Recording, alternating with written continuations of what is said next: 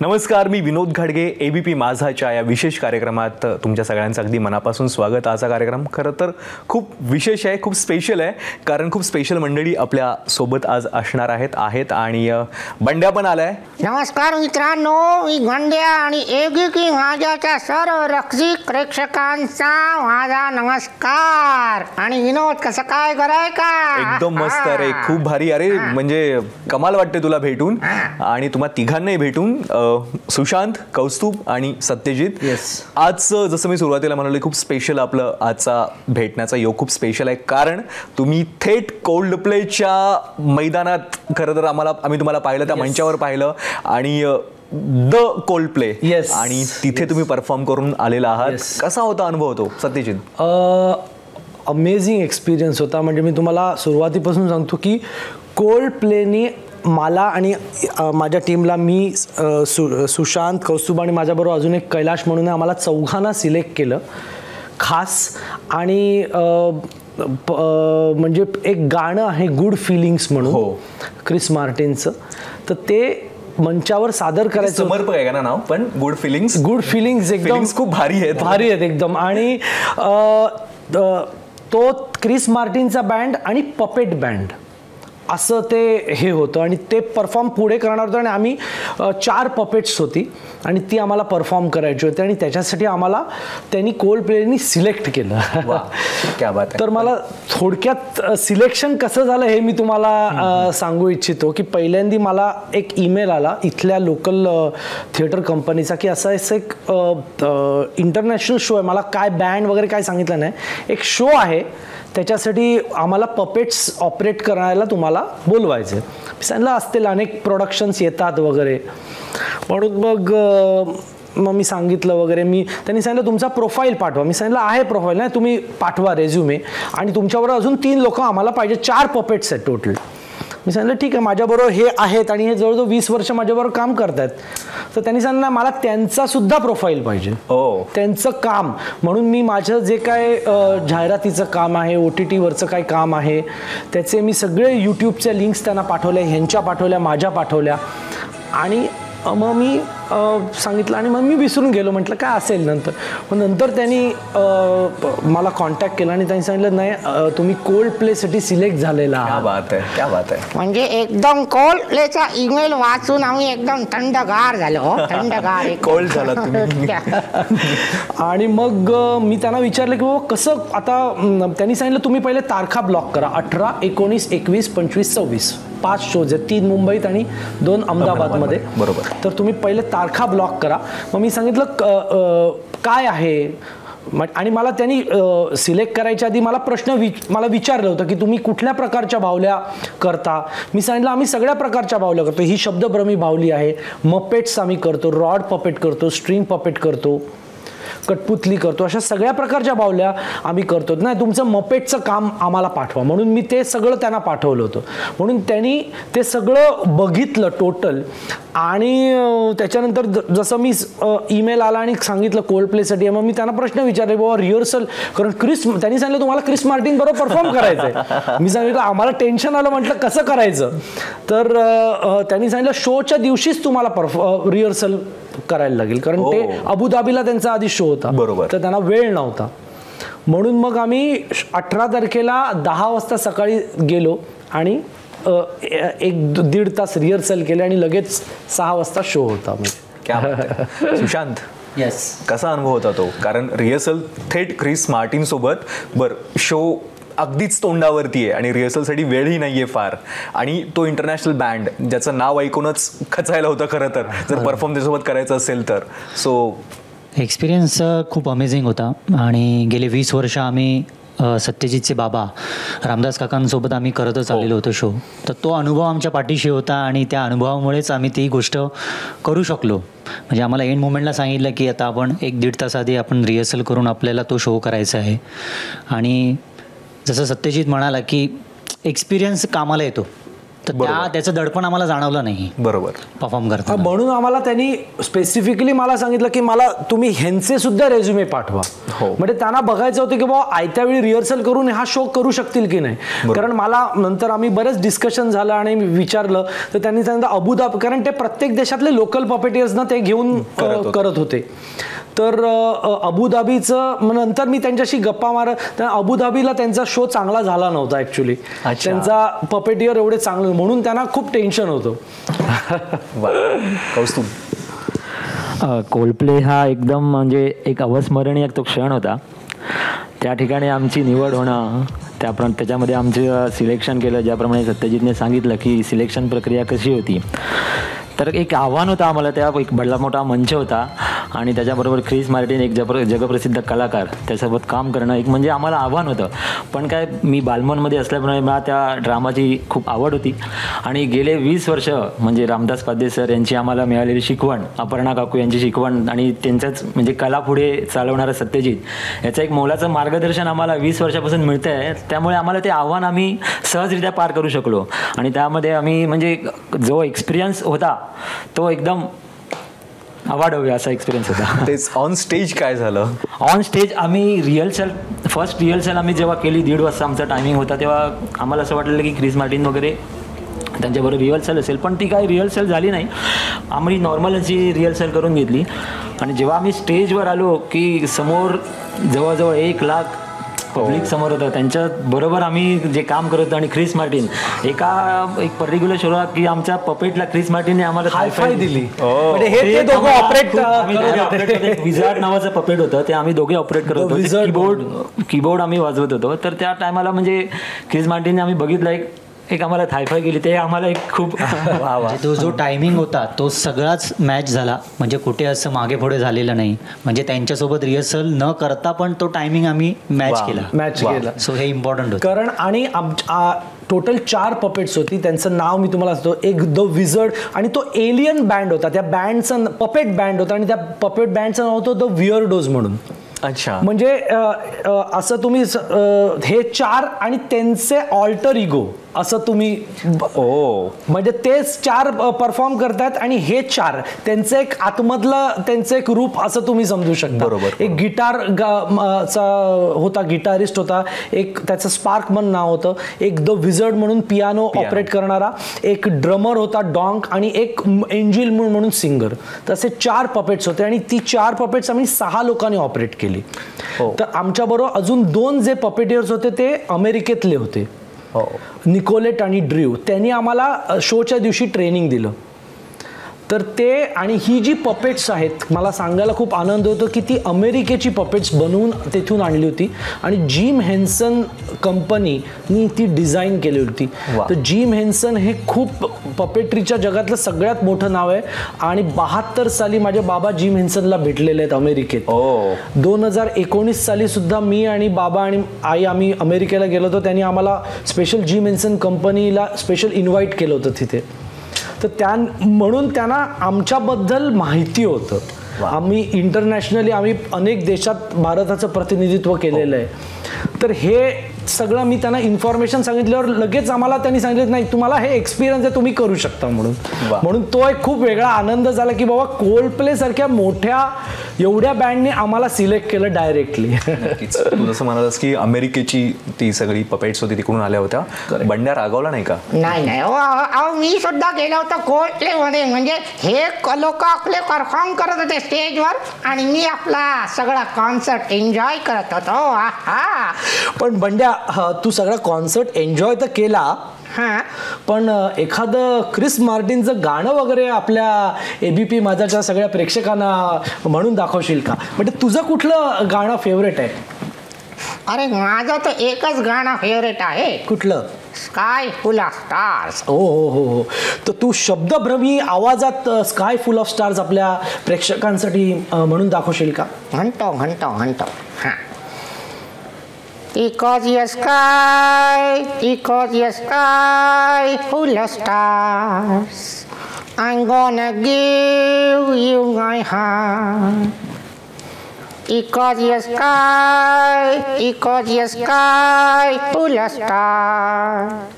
Because you light up the path. I don't care, go on and tear me a car. I don't care if you do. Because your sky full of stars. I think so you.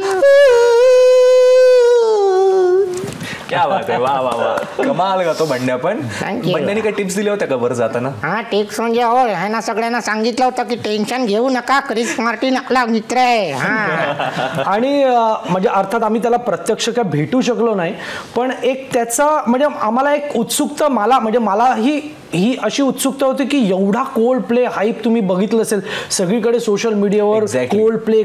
Cold play आणि अर्थात मी cold प्लेची गाणी ऐकली होती, मी सुद्धा fan होतो. पण मला एक उत्सुकता अशी होती की काय त्या क्रिस मार्टिन मध्ये आहे, बरोबर. काय एक्स फॅक्टर आहे की एवढे सोल्ड आउट शोज झाले. आणि मी त्याला असं प्रत्यक्ष आम्ही स्टेजवर असं म्हणजे एवढ्या जवळून आम्ही लपून ऑपरेट करत होतो, एवढ्या जवळून तो पियानो वाजवत होता. आणि मी परफॉर्म करताना पण त्याला बघितलं तर त्याच्यात एक सात्विकता, मला त्याच्या गाण्यामधली एक सात्विकता आणि प्युरिटी जाणवली. अच्छा. आणि त्याची गाणी ऐकून एक शांतता मिळते असं मला वाटतं. म्हणजे म्हणून सगळा ऑडियन्स असा एक मेस्मराइज्ड झाला होता पूर्ण. म्हणजे ते बघून म्हणजे तो एक लाईव्ह एक्सपिरियन्स फार महत्वाचा असतो. म्हणजे ते तुम्ही एक्सपिरियन्स केल्यावरच तुम्हाला कळतं. नक्कीच. मला खरं तर तेच विचारणार होतो मी पुढचा प्रश्न, कारण त्याची क्रेज आपण बघितली, ती शब्दातीत आहे. म्हणजे आपण शब्दात पण बोलू शकत नाही, सांगू शकत नाही, वर्णन नाही करू शकत, अशी ती क्रेज. आणि ज्या पद्धतीचं ते प्रोडक्शन आहे, नेक्स्ट लेवल प्रोडक्शन, आणि अशा मंचावरती तुम्ही होतात. करेक्ट. आणि तुम्ही तिथून जे काही बघितलं तो व्ह्यू जगात कोणाला तर तोच मला तुम्हाला सांगायला की ऑडियन्सच्या इकडे असणं आणि ऑडियन्सच्या अपोजिट साईडला असणं, बरोबर, हा जो एक एक्सपिरियन्स होता. कारण आम्ही लपून ऑपरेट करत होतो, पण आम्हाला सगळे 1,00,000 लाईट अप होत होते आणि हे असे लोक ओरडत होते आमच्या पपेट्सना बघून. आणि म्हणजे पपेट्सनी जेव्हा पहिली एंट्री घेतली तेव्हा हे लोकांनी असं जे ओरडल्यावर तो जो वेगळा फिलिंग होता. आणि 5 वेळा ते आम्हाला अनुभवलो आम्ही असं. म्हणजे बरोबर. 5 ठिकाणी तुम्ही परफॉर्म केलं, म्हणजे मुंबईत 3 शोज होते, अहमदाबादमध्ये पण होते, आणि तुम्ही तिथं मंचावरती तिथे तुम्ही उपस्थित होता. जसं यांनी त्याचा अनुभव सांगितला, तुझ्यासाठी ती सगळी टेक्नॉलॉजी असेल, ज्या पद्धतीनं त्यांचं प्लॅनिंग असतं, हा सगळा अनुभव तुझ्यासाठी कसा असेल? कारण तू गेली 20 वर्ष सरांसोबत तर करतोच आहेस, पण ज्या पद्धतीनं ते करतात त्याबद्दल. त्यांची एक जी पद्धत होती आणि त्यांचं जे म्हणजे सिस्टम त्यांची आहे, ती सिस्टम वेगळीच होती. त्या टायमिंगमध्ये आम्हाला ते त्या सेटखाली बोलवायचे, त्यांचं एक पर्टिक्युलर मीन म्हणून होते, ते आम्हाला कोऑर्डिनेट करायचे. ते आम्हाला स्टेजवर परफॉर्मिंग करायच्या आधी 1 तास आधी आम्हाला तिकडे उभं करून ठेवायचे, की त्या टायमाला आम्हाला ते स्वतः घेऊन जायचे. आणि त्या स्टेजच्या खाली एवढा भला मोठा एकदम त्यांचा सेटअप होता, तो एकदम अवाढव्य सेटअप होता, तो आम्ही कधी बघितलाच नव्हता. त्याच्या व्यतिरिक्त आम्ही जो आम्हाला कोल्डप्ले जो कॉन्सर्ट बघायचा होता, तो आम्ही अर्धा तास आधी आमच्या शोच्या आधी त्यांनी आम्हाला परवानगी दिलेली की तुम्ही जाऊन तो एन्जॉय करू शकतात. हा, म्हणजे आम्हाला त्यांनी सांगितलं की पहिल्या शोलाच त्यांनी सांगितलं मीन म्हणून तो, आणि मेन माणूस होता तो क्रिस मार्टिनला पण स्टेजवर घेऊन जायचा, आम्हाला पण घेऊन जायचा, प्रत्येकाला आर्टिस्टला तो घेऊन जायचा स्टेजवर entry point.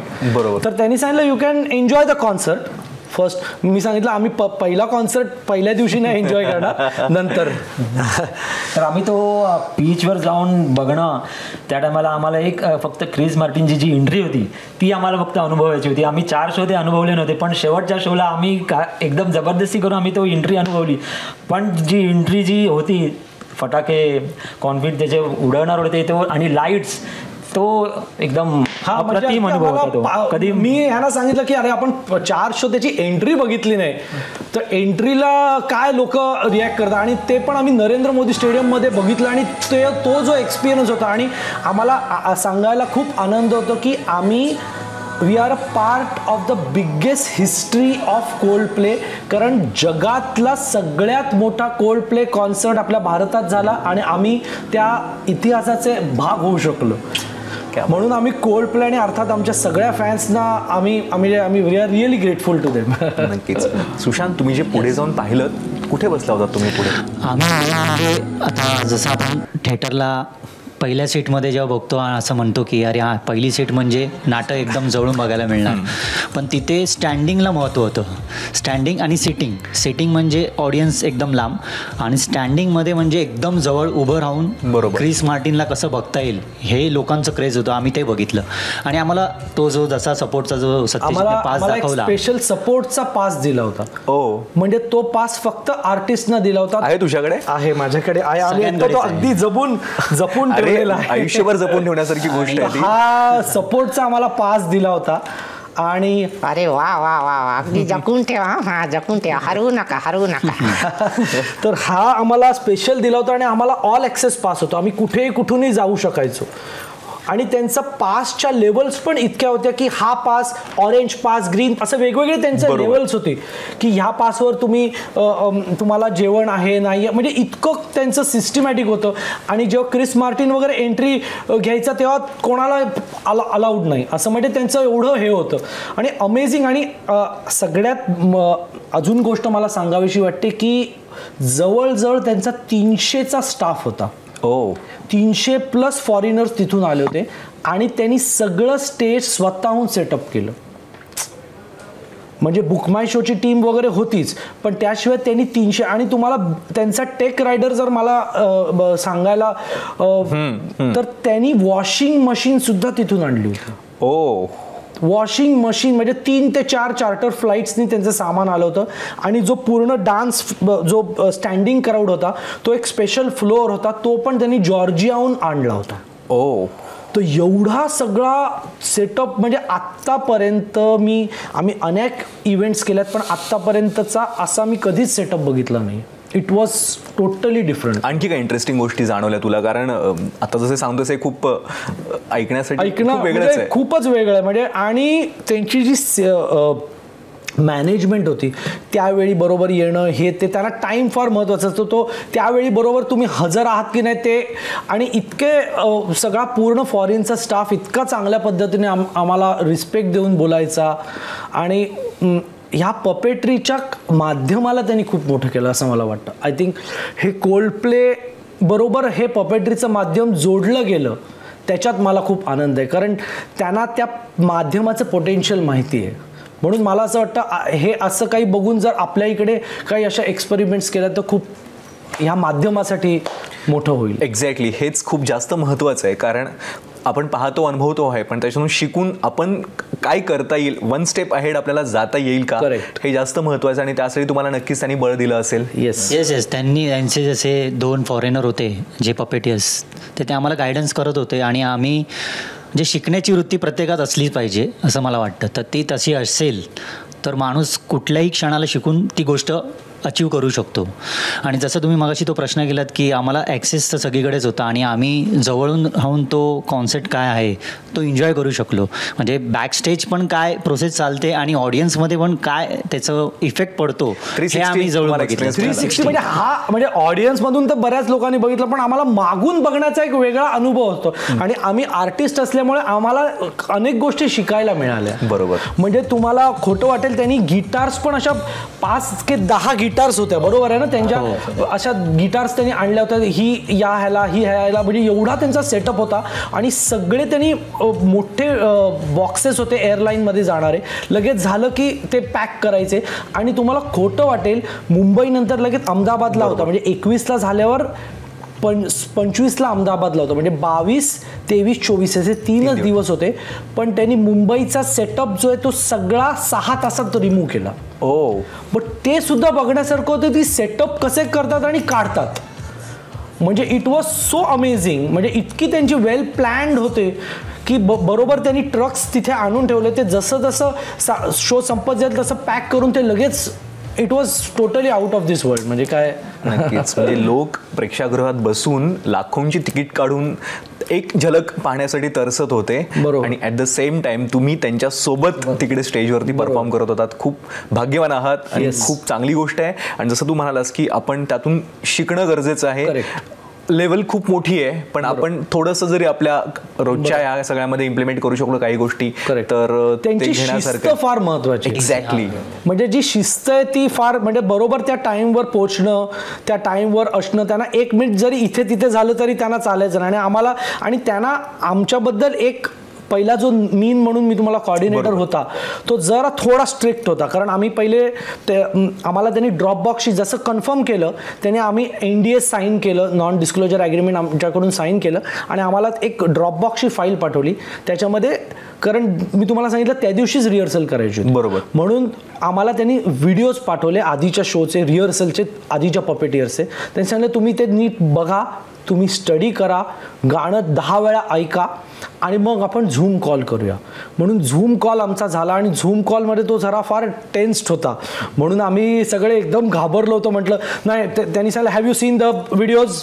Have you seen the videos? Yes. Have other puppeteers seen the videos? So, yes, they are seeing. No, please ask them to watch वगैरे. अगदी तो हे झालं होतं. म्हणून मी सांगितलं सगळ्यांनी तुम्ही स्टडी करा. आणि मग 18 तारखेला एकदा रिहर्सल झाल्यावर आम्हाला शांती मिळाली, कारण जे 2 पपेटियर्स होते, ड्रीव आणि निकोलेट, ते जी मेन्सन कंपनीचेच होते पपेटियर्स आणि त्यांचा सुद्धा खूप अनुभव होता. तर त्यांनी आम्ही आमच्या रिहर्सल रूममध्ये, मी तुम्हाला व्हिडिओ हे जे बघत असाल तर आम्हाला रिहर्सल शूट केली त्यांनी आणि 1 टेकमध्ये त्यांनी सांगितलं no you are doing really fine. मी सांगितलं no but still we want to learn, तुम्ही सांगा काय तुम्ही मला. तर त्यांनी मला एक अशी ॲक्शन सांगितली की गिटारचा माणूस असा गिटार वाजवताना हा असा वाजवतो. तर हे जे बारकावे होते बरोबर ते त्यांनी आम्हाला सांगितले, पण ते आम्ही लगेच एका ह्याच्यात कॅच केले. आणि इनफॅक्ट कैलाश जो होता त्याला ॲक्च्युली थोडंसं कठीण काम होतं, कारण त्याला बीटवर बरोबर असा तो ड्रम वाजवायचा होता. तर तो त्या ड्रीवनी आम्हाला कॉम्प्लिमेंट त्याला दिली की तू एका शो मध्ये तू ते मास्टर केलंस. तर हे सगळं जे ऐकून आपल्याला खूप आनंद होतो की बाबा त्यांना आपण खुश करू शकलो. बरोबर. काय माहिती आहे, खरंच जे ऐकायलाही खूप भारी वाटतंय आणि असंच काहीतरी पुढे जाऊन काही गोष्टी आपल्यात याव्यात हीच अपेक्षा आणि त्यासाठी खूप साऱ्या शुभेच्छा. तुम्ही तुमचं इथे आलात आणि तो एक्सपिरियन्स शेअर केलात माझ्या सगळ्या प्रेक्षकांसोबत. Thank you so much. आणि मित्रांनो, सगळ्या रसिक प्रेक्षकांचे खूप खूप आभार. आमच्यावर असेच प्रेम करत राहा आणि मित्रांनो हसत राहा. Thank you so much. Thank you so much. ABP माझा, उघडा डोळे बघा नीट.